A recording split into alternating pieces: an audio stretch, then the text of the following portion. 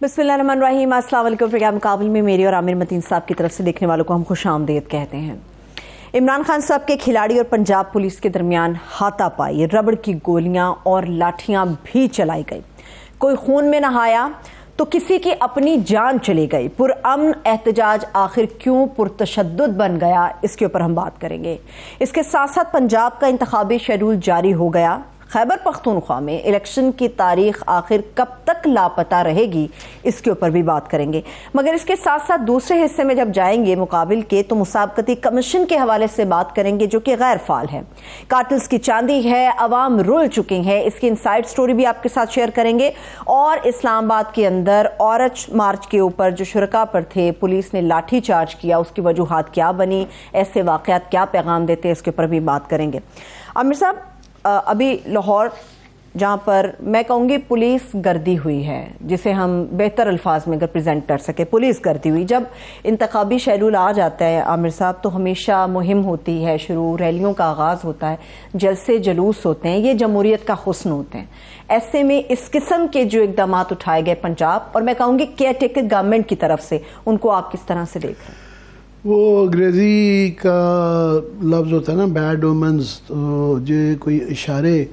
Election schedule Punjab का आया और उसकी इब्तदा जो लाहौर में आज देखी है, तो उसके बाद तो तमाम लोग ही दिल दहल गए हैं कि आइंदा पता नहीं जब ये कैंपेन बढ़ेगी और ये चीज़ें ज़्यादा होंगी, तो ये तो 25 मई हो गया। आज 25 मई की इब्तदा से लाहौर शुरू हुआ और एक कारकुन मारे भी गए और वहाँ पे जो है वाटर कैनन्स यूज़ की गई और बुलेट की गोलियाँ, रबड़ बुलेट्स यूज़ की गई और लाठी चार्ज चला, सब कुछ ही जो कुछ भी उनके पास था चलाया गया है।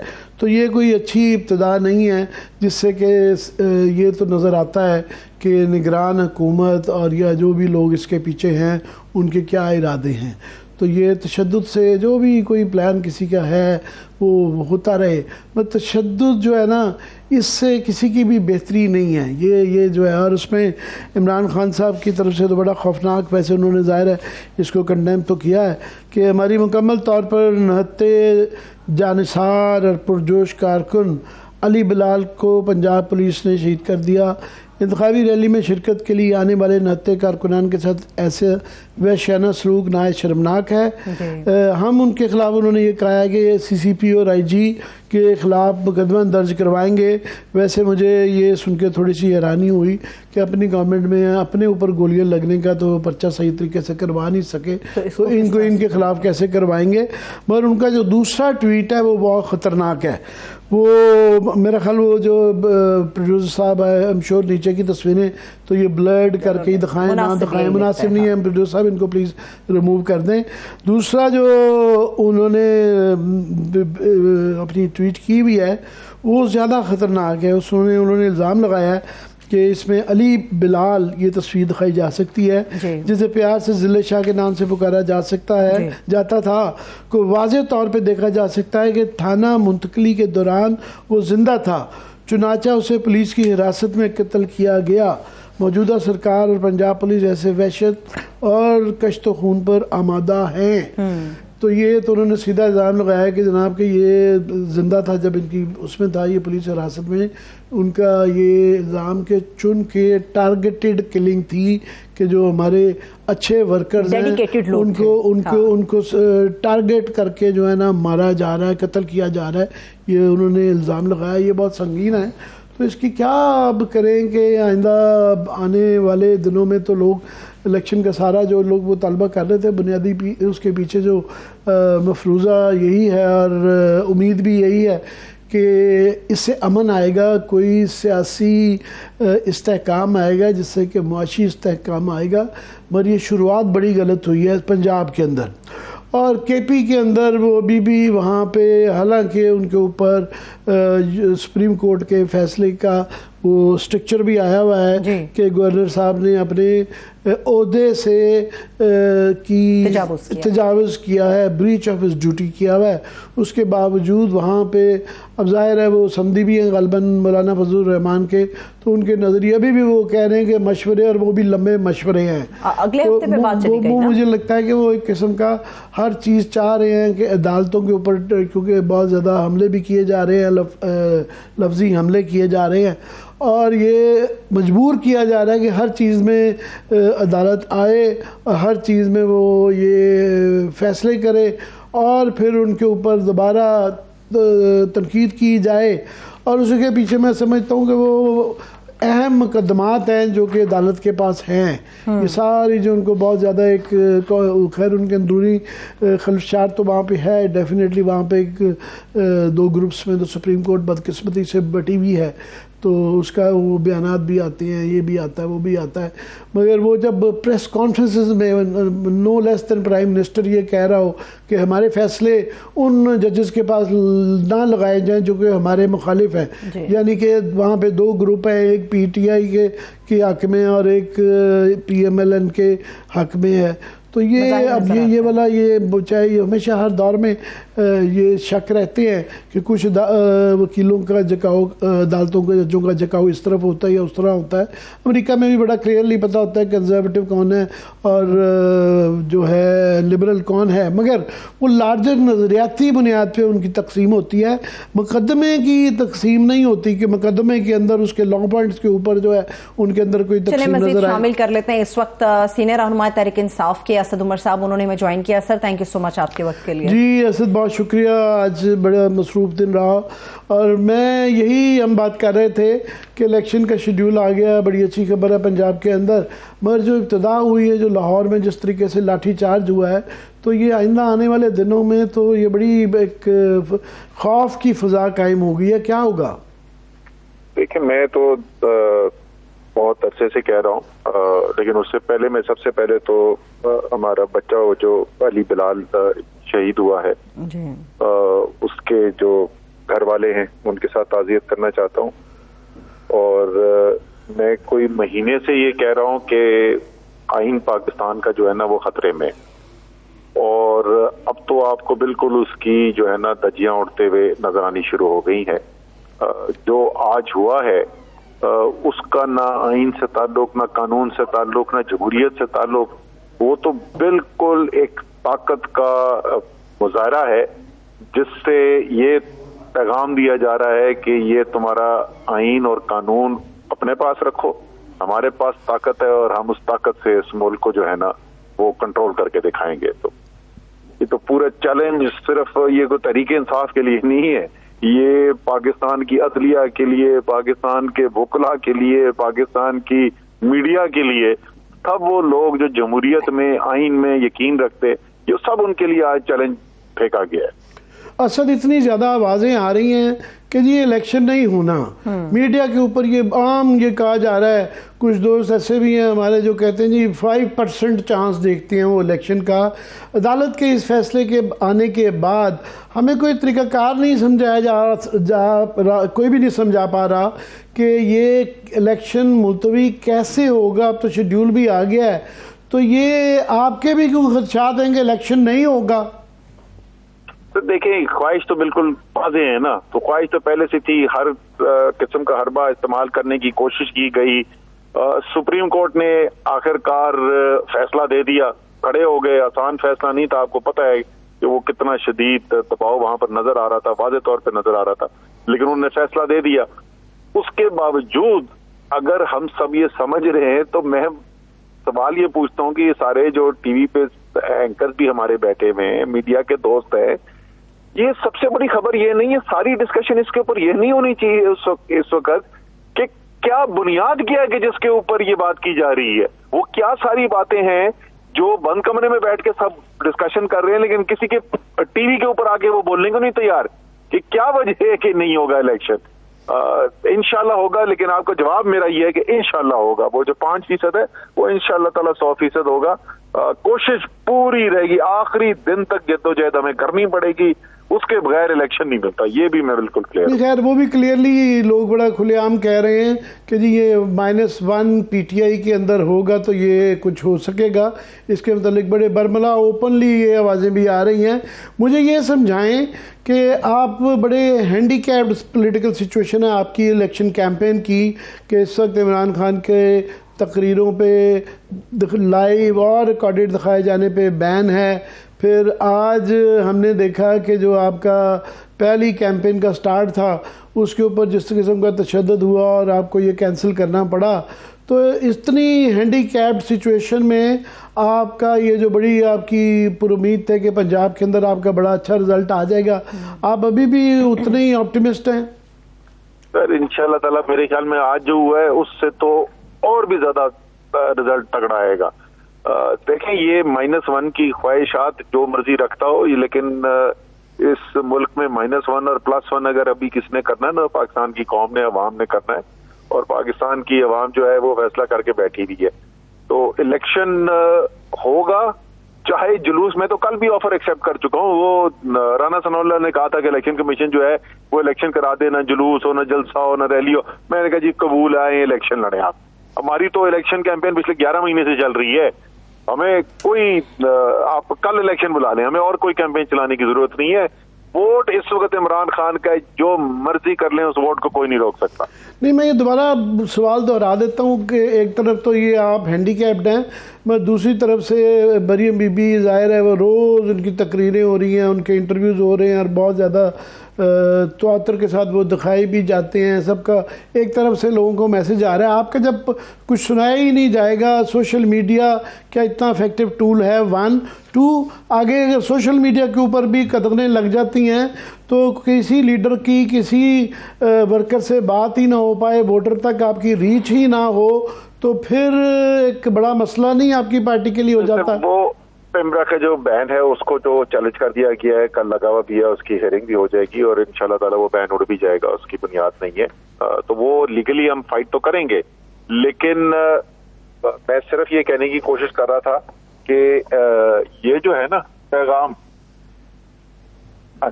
یہ جو پیغام ہے عمران خان کا، وہ عمران خان کا پیغام عوام کے دل دماغ میں پہنچ چکا ہے۔ یہ جتنی مرضی بین بھی لگانے کی کوشش کرے، وہ دیر ہو گئی ہے ان کے، وہ جو انگریزی میں کہتے ہیں نا the horse has bolted، تو یہ لیٹ ہو گئے ہیں اس کو کرنے کے لیے، لیکن اس کے باوجود ظاہر ہے کیونکہ ہمارے خیال میں غیر قانونی ہے تو ہم نے چیلنج بھی کر دیا، اور انشاءاللہ تعالیٰ کورٹ سے ریلیف بھی ملے گی۔ صحیح ہے۔ اسد عمر صاحب، یہیں سے گفتگو کو آگے میں بڑھا لیتی ہوں۔ میرا سوال آپ سے یہ ہے کہ کیا آپ لوگوں نے گزشتہ رات تک آپ لوگوں نے کوئی سیکیورٹی لائن اپنی کلیئر کی تھی؟ یہ جو تشدد ہوا، میں کہوں گی جو پولیس کر دی ہوئی ہے لاہور کے اندر، کیا یہ اس تشدد یہ اس وجہ سے ہوا کہ اچانک سے خان صاحب نے اعلان کیا جی ہم کل سے، یعنی کہ آج کے روز سے ہم اپنی مہم کا آغاز کر رہے ہیں، 7 روز کے لیے پنجاب میں دفعہ 144 نافذ کر دی گئی ہے، آپ لوگ کیا کریں گے؟ اب انتظار کریں گے، رکیں گے، باہر نکلیں گے، کیسے نکلیں گے؟ اب لاہے عمل کیا ہوگا آپ کا؟ وہ جی 144 بھی جو ہے اس کو بھی چیلنج کر دیا گیا ہے، وہ بھی پٹیشن کل لگی ہوئی ہے، اور یہ جتنے بھی غیر قانونی اقدامات کریں گے، جب ہی میں بولوں نا کہ یہ اب ٹیسٹ جو آ گیا نا، وہ صرف تحریک انصاف کا نہیں آ گیا ہے، وہ جو بھی قانون میں، آئین میں یقین رکھنے والا، جمہوریت پہ یقین رکھنے والا ہے۔ آج آپ نے دیکھی ہے لاہور ہائی کورٹ بار ایسوسی ایشن کی بہت اسٹرانگ سٹیٹمنٹ آئی ہے، بڑی انہوں نے کھول کے بات کی ہے، اور مجھے یقین ہے کہ وکلا بھی کھڑے ہوں گے اس آئین کے دفاع کے لیے، اور عدلیہ بھی جو ہے وہ آئین کا دفاع کرے گی انشاءاللہ تعالی۔ وہ آپ کی امیدیں بڑی اچھی ہیں، مگر کلیئرلی نظر آتا ہے کہ وکیلوں کے اندر بھی ایک بیچ میں ایک ڈویژن نظر آتی ہے۔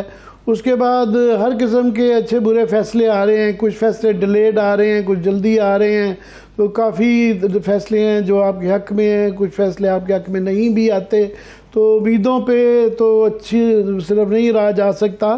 میرا سوال آپ سے یہ ہے کہ آج کیونکہ بعد اخبار میں بھی چھپی ہوئی ہے، آرام یہ بات کی جا رہی ہے کہ پریزیڈنٹ علوی صاحب نے آپ کے بیاہ پہ، پرائم منسٹر صاحب وزیر اعظم عمران خان کے بیاہ پہ کوشش کی تھی اسٹیبلشمنٹ سے میٹنگ کی، پر ان کی طرف سے انکار کر دیا گیا کہ ہم سیاست میں انٹرسٹڈ نہیں ہیں۔ یہ اس کی پہلے تردید کی جا چکی ہے، ایسی کوئی چیز نہیں ہوئی، یہ پتہ نہیں کس نے میڈیا کے اوپر چلائی تھی، ایسی کوئی بات نہیں۔ یہ پاکستان کے سارے اخباروں میں چھپی ہوئی ہے۔ اب وہ پاکستان کے اخباروں میں تو آپ ہر قسم کے اخبار چھپوا سکتے ہیں, اور اس سے پہلے آپ کہہ رہے تھے صرف امیدوں پہ کام نہیں چلتا, تو میرے خیال میں یہ تو آپ عامر مانیں گے کہ جتنا لوگ سوچ سکتے تھے اس سے آگے بڑھ کے ہم نے جو ہے نا وہ ریزسٹنس کی ہے, مزاحمت کی ہے, اور پاکستان کے لیے, پاکستان کے آئین کے لیے, پاکستان کے قانون کے لیے کھڑے ہو کے جدوجہد کر رہے ہیں. تو صرف امید پہ نہیں لیکن ساتھ امید بھی ہے. صحیح ہے. اسد عمر صاحب, امید سے یاد آیا, اب تو عوام کو, پاکستانی قوم کو بڑی امیدیں ہیں خان صاحب سے, آپ لوگوں سے, تحریک انصاف سے, کہ اب اگلی بار اگر آپ لوگ آتے ہیں تو بہت ساری چیزیں ہیں وہ قوم کے لیے اچھی لے کر آئیں گے. فواد چودھری صاحب آج مالک صاحب کے شو میں یہ بات کر رہے تھے کہ پنجاب اسمبلی کے حوالے سے ہم نے امیدوار اپنے فائنل کر لیے. جاننا ہی چاہوں گی آپ سے, سبھی پرانے ہوں گے یا کوئی نیا چہرہ بھی ہمیں دیکھنے کو ملے گا؟ فارمولا کیا ہے خان صاحب, یہ آپ کی پارٹی نے طے کیا جس کے تحت امیدواروں کو فائنل کر لیا گیا؟ دیکھیں, اس کے اوپر بہت بات چیت ہوئی ہے, فائنل تو نہیں ہوئے نام اس وقت, لیکن جو تمام سیٹس ہیں اس کے اوپر ڈسکشن مکمل ہو چکی ہے. اب وہ خان صاحب نے فائنل فیصلے کرنے ہوں گے. جو اس دفعہ جس چیز کے اوپر بہت زیادہ زور دیا جا رہا ہے وہ یہ ہے کہ جو کینڈیڈیٹ کھڑا کرنا ہے ووٹ عمران خان کا ہے. اب حلقے کے اندر کینڈیڈیٹ وہ کھڑا کرنا ہے جو اس عمران خان کے پیغام سے اور جس بیانیے کے اوپر پاکستان کی قوم عمران خان کے ساتھ کھڑی ہوئی ہے وہ کینڈیڈیٹ اس کے ساتھ میچ کرتا ہو. یہ ایک بنیادی اس وقت فیصلہ کیا گیا ہے, اور جو اس کی جھلک جو ہے آپ کو انشاءاللہ تعالیٰ جو ہے جس وقت امیدواروں کے نام سامنے آئیں گے تو اس کے اندر نظر آئے گی. ویسے آپ نے یہ یقین دہانی پچھلی دفعہ بھی کروائی تھی کہ جی بڑا الیکٹیبلز بھی لیں گے, مگر بعد میں کوئی زیادہ تر الیکٹیبلز ہی نظر آئے. آج اسی انٹرویو میں فواد چودھری کی ایک اور وہ تواتر سے تنقید کر رہے ہیں کہ یہ جو بزنس مین جو اسٹیبلشمنٹ کے ساتھ ملاقات کر کے آئے ہیں تو یہ وہی لوگ, وہی ٹولہ جو ہمارے ہاں پہلے بھی اس دور میں کرتا رہا اور یہی جڑ ہیں. تو یہی ٹولہ آپ کی کیبنٹ کا بھی حصہ تھا, مطلب ندیم بابر صاحب انرجی کے اندر بیٹھے ہوئے تھے, رزاق داؤد صاحب موجود تھے, پھر ہر دوسری تیسری چینی والے لوگ بھی تھے. تمام کارٹیلز کی پوری ممبرشپ جو ہے آپ کی کیبنٹ میں موجود تھی.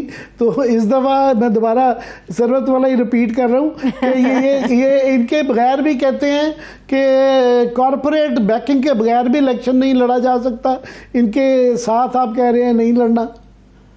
نہیں, یہ ویسے میں بتا دوں پاکستان کے اندر کارپوریٹ ورلڈ کا پالیٹکس کے اوپر انفلوئنس جو ہے نا گھاٹی ہے, وہ کوئی اتنا خاص ان کا انفلوئنس نہیں ہے. میرا تو خیال ہے ساری پارلیمنٹ ان کے لوگوں سے بھری ہوئی ہے.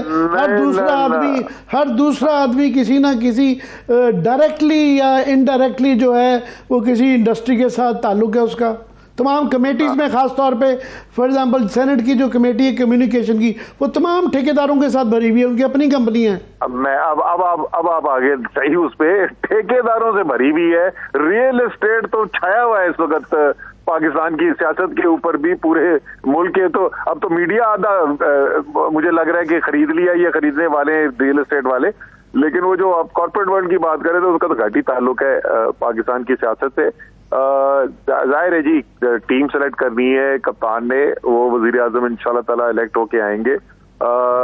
اس ٹیم کے اندر وہ کس کو کھلاتے ہیں, کس کو ان کو نظر آیا کہ کانفلکٹ آف انٹرسٹ والا تھا. ہر آدمی جو ہے جس کی بیک گراؤنڈ ہو وہ کانفلکٹ آف انٹرسٹ کے ساتھ فیصلے نہیں کرتا, لیکن کچھ کرتے بھی ہیں.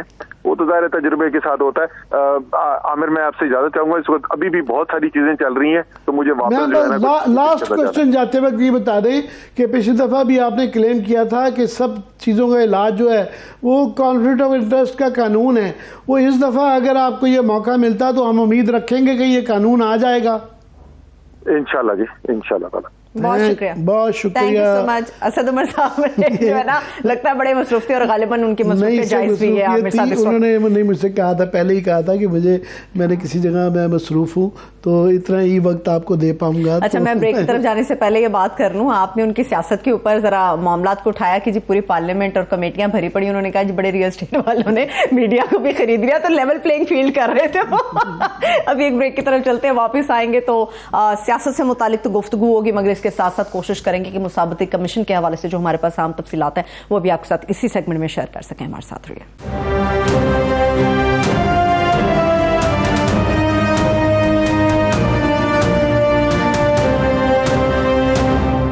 بعد ایک بار پھر سے پروگرام میں ہم آپ کو خوش آمدید کہیں گے. عامر صاحب, ابھی تو ہم لاہور کے حوالے سے بات کر رہے تھے, اسلام آباد کے حوالے سے بات کریں گے, مگر یہ جو باتیں مریم صاحبہ کر رہی ہیں نہایت سخت, میں کہوں گی کہ نہ جانے کہاں سے سوچ کے وہ کیا باتیں کر رہی ہیں. وہ بڑا سوچ سمجھ کے کر رہی ہیں یہ بات کہ وہ تو عطر کے ساتھ جنرل فیض کے متعلق وہ اٹیک کر رہی ہیں, ہر جلسے میں کر رہی ہیں, ہر انٹرویو میں کر رہی ہیں, ہر جگہ کر رہی ہیں کہ, اور ساتھ یہ بھی کہہ رہی ہیں بار بار کہ ہم نے ان کے خلاف اور جنرل باجوہ کے خلاف, ہم جب وہ سرونگ تھے اس وقت بھی ہم نے ان کے خلاف یہ کیا تھا, اور رانا ثناء اللہ صاحب نے تو یہ بھی کہا ہے کہ جی اب ان کے خلاف انکوائری کرنے جا رہے ہیں. تو پتہ نہیں ابھی یہ اچھی چیز ہے یا بری چیز ہے, اور ایک زمانے میں بہت زیادہ یہ جنرل مشرف کے خلاف آپ دیکھیں نا نہیں ہو سکا تھا, ایک انسٹیٹیوشن بڑا ریئیکٹ کرتا تھا. تو ابھی یہ جو انکوائریاں ایکس سروس مین کے بارے میں جو ہیں, کچھ لوگوں کا ایک بہت بڑا طبقہ ہوگا کہ اچھی بات ہے, چلیں ہونی دیں, بالکل جو جس کا جو قصور ہے وہ سامنے آ جائے ایک. مگر جنرل فیض کا جو جواب آیا ہے, اور جو ذیل مشاہد صاحب بھی کہہ رہے تھے اور ہم بھی یہی کہہ رہے تھے کہ فوج کے ادارے کے اندر ایک آدمی ہوتا ہے جس کا آرڈر چلتا ہے, اس کا نام ہے چیف آف آرمی اسٹاف. ان کا بھی یہی بیان آیا کہ ان کا جی میرے پہ مبینہ جو بھی الزامات ہیں, میں نے اگر یہ کیے ہوئے تو میں کیا اکیلا کر سکتا تھا؟ یہ پاسبل تھا کہ میں جنرل باجوہ کے بغیر یہ کر لیتا جو میں آپ لوگ کہہ رہے ہیں کہ میں نے کیے ہیں. تو ان کے اس جواب میں وہ ہے, مگر جو اس کے اندر مجھے تھوڑی سی سازش کا ایلیمنٹ نظر آتا ہے, وہ ایک قسم کا عمران خان کو ایگ آن کرنا ہے کہ تم بھی اٹیک کرو وائل سرونگ لوگوں کے ساتھ, سرونگ میں جو اس وقت ہیں اس کے اوپر اٹیک کرو. ظاہر ان کا سیاسی مفاد اس میں کہ یہ دراڑ جو ہے مزید گہری ہو جائے اور یہ کلوایا جائے ان کو بار بار کے, جو اس میں ابھی تک تو کل ضرور ان کی ایک ٹویٹ آئی تھی جس میں انہوں نے تھوڑا سا ریئیکٹ کیا تھا, اور پتہ نہیں یہ آج جو لاٹھی چارج ہوا ہے یہ اس کا ایکشن کا ریئیکشن ہوا ہے, تو پتہ نہیں ریئیکشن کا ایکشن ہوا ہے یا یہ نہیں پتہ چلتا. مگر یہ ایک بڑی میں کہتا ہوں ایک ڈرٹی گیم ہے یہ سارا کچھ, جو کچھ بھی ہو رہا ہے یہ کوئی اداروں کو مضبوط کرنے کے لیے ہمیں زیادہ جمہوریت, زیادہ مضبوط ادارے اور زیادہ اچھی روایتیں چاہیے. مگر انفارچونیٹلی دن بدن ہر آئے دن جو ہے روایتیں بھی ٹوٹ رہی ہیں, ادارے بھی کمزور ہو رہے ہیں, اور زبان کی جو تلخی ہے وہ بڑھتی جا رہی ہے. کوئی ہر روز ایک نیا لیول آ جاتا ہے. صحیح ہے. ابھی مجھے یاد آ گیا وہ زبان کے حوالے سے, کل کنونشن کے اندر مریم صاحبہ نے جس طرح کی گفتگو کی ان کے مسائل کو لے کے, صحت کے مسائل کو عمران خان صاحب کے, وہ میرے خیال میں عامر صاحب زیبا نہیں دیتا. ہم ایک ایسی سوسائٹی میں رہنے والے لوگ ہیں, ایسے معاشرے کے لوگ ہیں جہاں پر ان چیزوں کو غیر اخلاقی تصور کیا جاتا ہے. ہم ان لوگوں میں شامل ہیں کہ جب بیگم کو کلثوم نواز شریف مرحومہ اللہ ان کو درجات ان کے بلند کرے, جب ان کے بیماری کے اوپر لوگ شک کر رہے تھے تو ہم نے بڑی خوفناک مذمت کی تھی. ایون نواز شریف صاحب کی بیماری پہ, حالانکہ وہ بیماری کے بعد وہاں رکے رہے اور اس کو بعد میں پتہ چلا کہ ان کے وہ سرٹیفکیٹ ٹھیک نہیں تھے, تو ان کی طبیعت اتنی خراب نہیں تھی. مگر کوئی کسی بیمار آدمی کا مذاق اڑانا کسی حوالے سے بھی, کسی کے کہ جی وہ گولیاں لگنے کا اور جی پلستر نہ اترنا, میں سمجھتا ہوں کوئی اس سے کسی کی شان میں اضافہ نہیں ہوتا. اس سے آپ تھوڑا سا اپنا سٹیچر کم ہی کرتے ہیں, یہ ایک نامناسب بات ہوتی کسی کے لیے بھی چاہے ہو. یہ جو چیمہ گوئیاں ہو رہی ہیں کہ شاید ملاقاتوں کا وقت مانگا جا رہا ہے, کیا جا رہا ہے, کوئی فواد چودھری صاحب نے بھی اس کی تردید کی کہ جی خان صاحب نے نئے آرمی چیف کے حوالے سے یہ بات نہیں کی. میں چاہ رہی ہوں مختصراً اس کے اوپر بھی آپ سے. نہیں, ایون فواد چودھری صاحب نے بھی, میرا خیال ہے وہ اگر ان سے کوئی ادارہ بات چیت کرنا چاہے گا تو وہ بالکل انکار نہیں کریں گے. مگر ابھی تک تو جتنے بھی بیانات آ رہے ہیں اس سے نظر آ رہا ہے دونوں طرف سے کہ کوئی بات چیت کا کوئی چینل کھلا ہوا نہیں ہے, کوئی بات چیت نہیں ہے.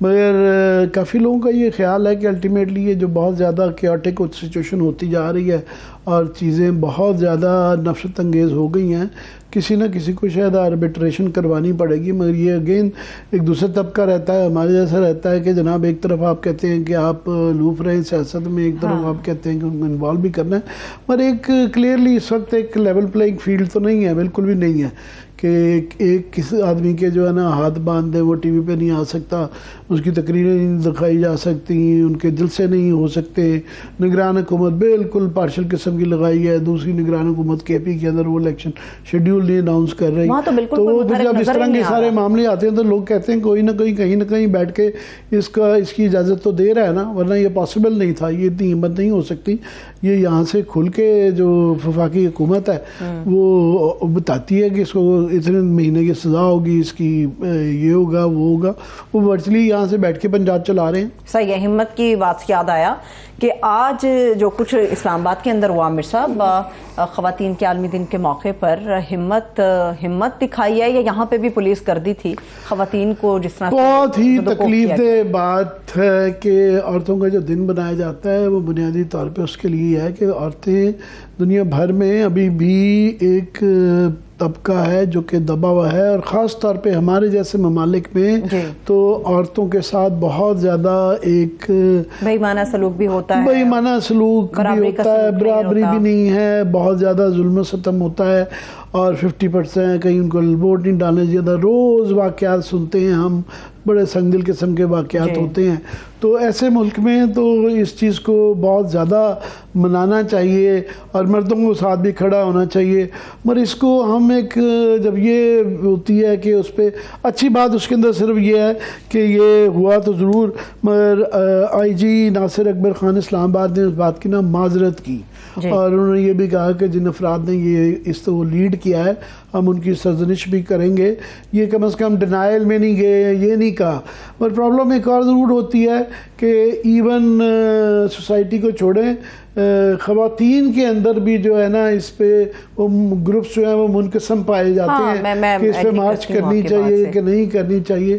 بھئی اگر پاکستان میں عورتوں کے مسائل نہیں ہیں اور اگر ان کے ساتھ یہاں پہ ایک غیر جانبدارانہ سلوک کیا جا رہا ہو، جانبدارانہ مطلب جس طریقے سے ان کے ظلم و ستم پاکستان میں ہیں، ہر گھر میں ہیں، ہر گاؤں میں ہیں، شہروں میں ہیں، تو پھر وہاں بھی اگر یہ عورتیں منقسم ہیں کہ اس پہ اس کی پروٹیسٹ بھی نہیں کر سکتی، اس دن کو نہیں منایا جاتا جو پوری دنیا میں منایا جاتا ہے، تو بہت تکلیف دہ بات ہے۔ ایک تو آپ نے آئی جی صاحب کی اچھی بات کی، مجھے بھی ایک اچھی بات اس میں شامل کرنے دیں عامر صاحب، یہ جو انٹرنیشنل ڈے تھا وومنز کا، اس کے اوپر مرد بھی اس مارچ کے اندر شامل تھے جنہوں نے خواتین کے حقوق کے لیے آواز اٹھائی ہے۔ آج یہ ایک میں کنفیوژن دور کر دوں کہ فار ایگزامپل ایک لفظ ہوتا ہے جو فیمنسٹ ہے، لوگ سمجھتے ہیں کہ صرف عورتیں فیمنسٹ ہوتی ہیں، مرد بھی فیمنسٹ ہوتے ہیں۔ فیمنسٹ کا مرد وہ ہے جو نسوانی حقوق کے لیے لڑتے ہیں، اور وہ یہ پورا یہ فیمنزم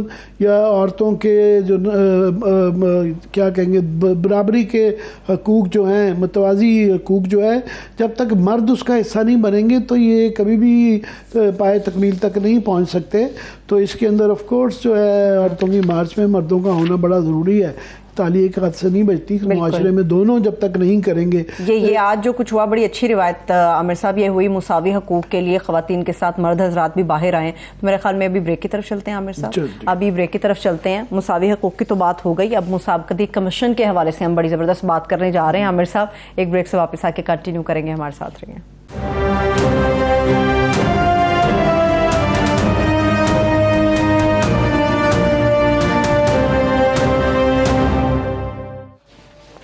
بریک کے بعد ایک بار پھر سے ہم آپ کو خوش آمدید کہیں گے۔ عامر صاحب، مسابقتی کمیشن، مجھے یاد ہے بہت سال پہلے بھی ہم نے اس معاملے کو اٹھایا تھا کہ مسابقتی کمیشن کا کام کیا ہوتا ہے، کیا کرتا ہے اور اس کے فوائد کیا ہوتے ہیں، مگر پاکستان میں اس کے نقصانات کیا ہوئے؟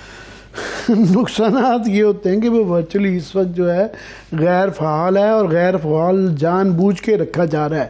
اگر آپ مجھ سے پوچھیں کہ یہ ایگ اینڈ چکن کی بحث رہتی ہے کہ پاکستان کے کرپشن کے نظام کو کیسے درست کرنا ہے اور یہ کارٹیلز کو کیسے کنٹرول کرنا ہے، تو اس کا حل نہ پولیس ہے، نہ ایف آئی اے ہے، نہ ایس سی سی پی ہے، نہ ہی نیب ہے۔ نیب تو بالکل بھی نہیں ہے، اور اب تو ویسے ہی وہ پہلے بھی اسٹیبلشمنٹ کا انسٹرومنٹ تھی، اب تو وہاں انہوں نے यूनिफॉर्म्ड बंदा डायरेक्टली ला के उन्होंने कहा जी हम तो दसांगे कि करना है।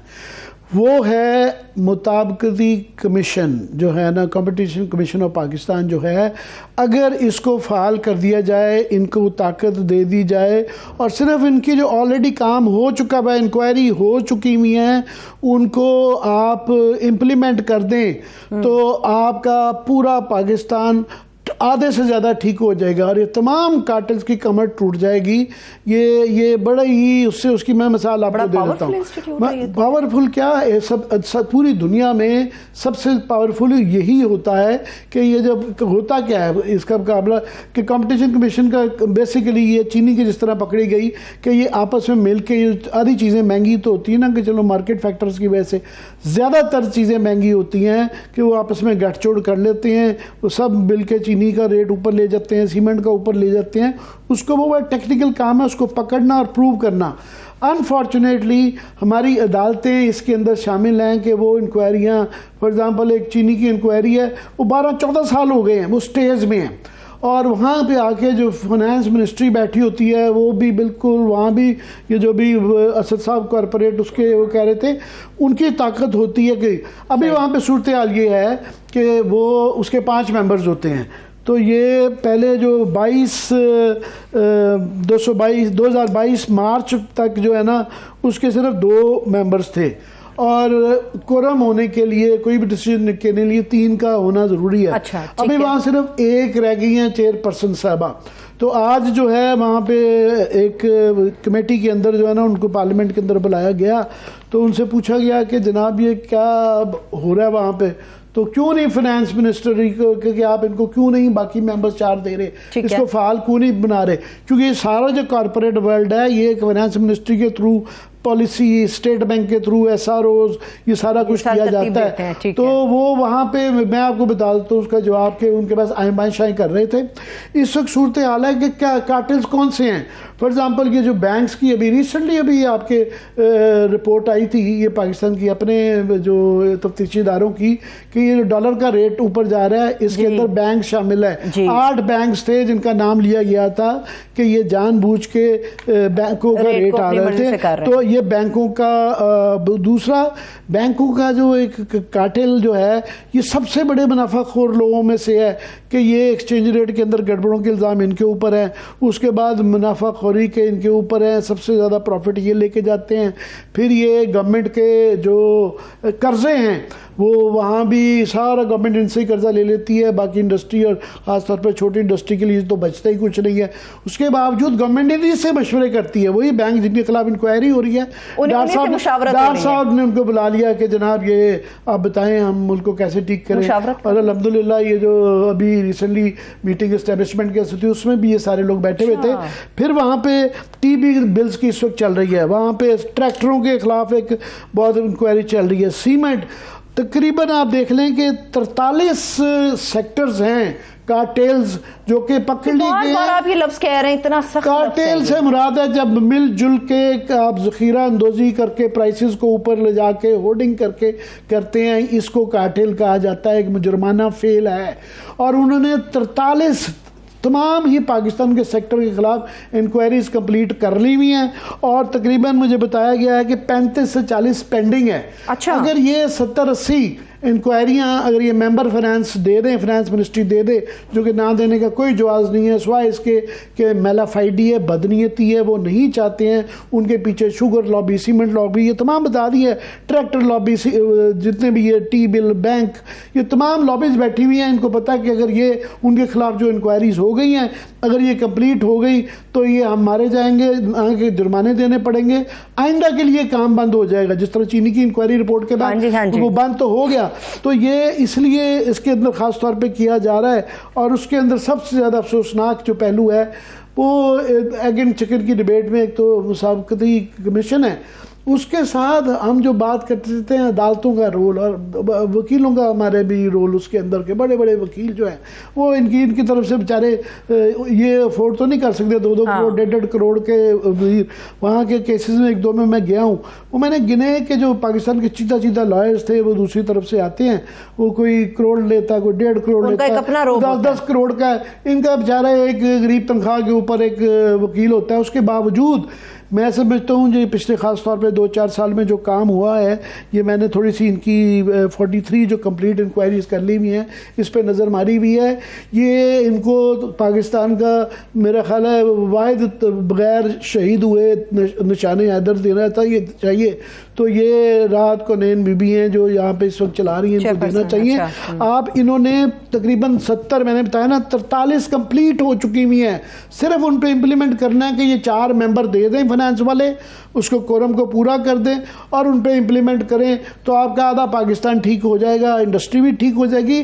اور یہ جو پرائسز ہیں انفلیشن جو ہوتی ہے یہ کافی یہ جو ہے سب سے بڑا فیکٹر اس کے اندر یہ ہورڈنگ ہے اور یہ کارٹلائزیشن ہے کہ یہ چینی کی انکوائری کے اندر ہمارے جو فائنانس منسٹر ہے وہ ہر وقت پریشان تو نظر آتے ہیں پاکستان کے لیے تو وہ جو 4 ممبر کی ڈیمانڈ ہے ان کی اس کو کیوں نہیں پورا کر دیتے پورا سسٹم ہی درست ہو جائے گا.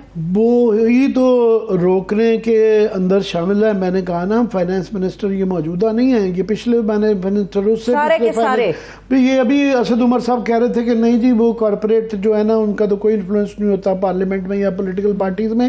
میں ان سے یہی فرما رہا تھا کہ جناب یہ ساری آپ کی پارلیمنٹ ہر دوسرا ممبر جو ہے ان کا ہی لابسٹ ہے. اگر کسی کی نمائندگی پارلیمنٹ کے اندر نہیں ہے تو وہ غریب عوام کی نہیں ہے. تو یہ تمام ان کارٹلز کے لوگ یہ پارلیمان میں بھی بیٹھے ہوئے ہیں پالیسی ساز بھی ہیں بیوروکریٹ بھی ان کے ساتھ ملے ہوئے ہیں تو پرسان حال اگر کسی کا نہیں ہے تو وہ عوام ہے جس کو یہ کر رہا ہے. یہ میں 2 کیسز کو خود فالو کیا ہے تو یہ عدالتیں بیچ میں شامل ہوتی ہیں بڑے بڑے وکیل ہیں ان کو شرم نہیں آتی ہے کہ ایک کارپوریٹ رسپانسبلٹی سوشل رسپانسبلٹی ہے 70-80 سال ان کی عمر ہو گئی ہے مگر یہ غریب آدمی کے ساتھ نہیں کھڑے ہوتے. یہ ان لوگوں کے ساتھ کھڑے ہوتے ہیں بڑی بڑی فیسوں پہ جو کہ عوام کا خون چوس رہے ہیں.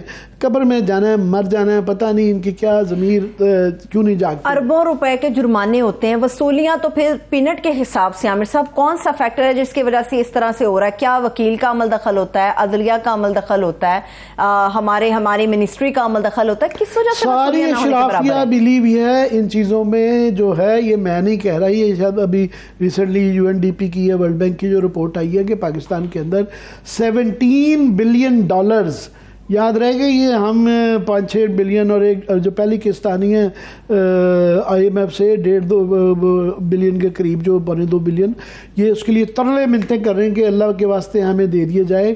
وہ خود کہہ رہے ہیں کہ $17 بلین یہ ان کے جو اشرافیہ ہے رولنگ ایلیٹ ہے آپ کی جو وہ ایگزمپشنز میں سبسڈیز میں یا گورنمنٹ سے جو فوائد لے کے یہ لے جاتی ہیں. اور اتنی پاکستان کی اب تو اس دفعہ جو وہ پہلے عمران خان کے دور میں تو $30 بلین تک ایکسپورٹ چلی گئی تھی وہ 25 سے کم از کم لے گئے تھے. اب جو رپورٹس آ رہی ہیں وہ 10-15 بلین تک کا نقصان ہو چکا ہے. اتنی اب آپ کی ایکسپورٹس نہیں ہو رہی جتنی ایگزمپشنز لے رہی ہیں اور پھر یہ پہنچ جاتے ہیں مشیر بن کے فائنانس منسٹر کے پاس بھی GHQ بھی چلے جاتے ہیں اور پرائم منسٹر کے پاس بھی ہے جی ہم آپ کو مشورہ دیتے ہیں کہ پاکستان کو کیسے ٹھیک کیا جاتا ہے. سو انہی سے یہ تار کے لونڈے والی بات ہے مشورہ بھی تار کے لونڈے سے دوا لیتے ہیں تو یہ انہی سے مشورہ لے رہے ہوتے ہیں کہ جنہوں نے اس ملک کا ستیہ ناش کیا.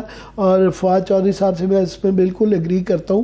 میں صرف اس کے اندر ایک چیز ایڈ کرتے ہوئے کہ الحمدللہ یہ وہ بھی اس سے بچے ہوئے نہیں ہیں. میں نے جس طرح بھی اسد عمر صاحب سے پوچھا کہ چینی جہانگیر ترین صاحب آپ نے حصہ نہیں ہے تو ان کے وزیر تھے نا اس کو تھے انڈسٹریز وہ کنٹرول کر رہے تھے. اور اس کے بعد خسرو کا بھائی جو ہے پنجاب کے اندر وہ خوشبخت صاحب جو تھے مختار وہ فائنانس منسٹر تھے. وہ کوٹا ادھر سے ریلیز ہوتا تھا وہ ڈیلیور کرتے تھے آخری 30 سیکنڈ میں. یہ بتاؤں کہ وہ باقی نعیم بابر صاحب وہ انرجی کے انچارج رزاق داؤد صاحب وہ اگین جو ہے وہ بھی بڑے مشیران میں. تو آدھی کیبنٹ آف کورس امریکہ میں دنیا بھر میں جو ہے نا آپ ٹریڈ کے لوگ یا وہ لے کے آتے ہیں پر ان کے بزنس کانفلکٹ آف انٹرسٹ جو ہے یہ تضادات کا ٹکراؤ، اس کے بڑے سخت قوانین ہیں. اس سے پہلے وہ اپنی انکم ڈکلیئر کرتے ہیں، بڑے یہ ثابت کرتے ہیں کہ جناب کمیٹیوں آگے پیش ہوتے ہیں کہ ہم اپنی یہ بڑی طاقت جو ہے اپنے بزنس کے لیے یا اپنی کمیونٹی کے لیے استعمال نہیں کریں، لیکن وہ انفارچونیٹلی یہ کر رہے ہوتے ہیں. بہت شکریہ، تھینک سو مچ عامر صاحب. دیکھنے والوں کا شکریہ. اجازت دیجیے، اپنا بہت سا خیال رکھیے. خدا حافظ.